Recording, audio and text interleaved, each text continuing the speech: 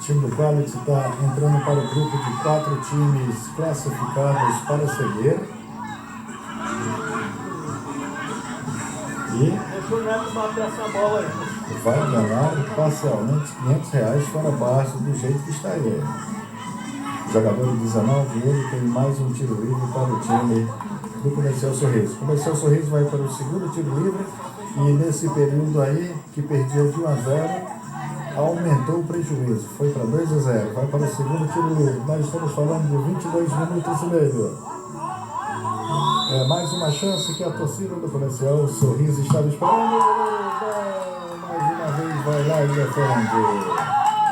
Está muito à vontade na partida.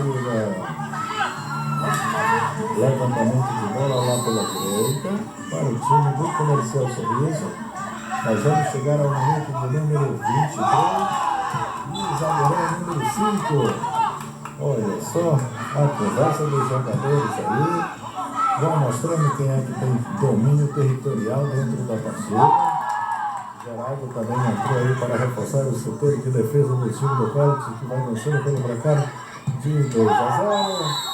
Quando a coisa dá tudo errado, até na finalização do próprio time ali do Comercial Sorriso, o jogador chutou na mão do outro.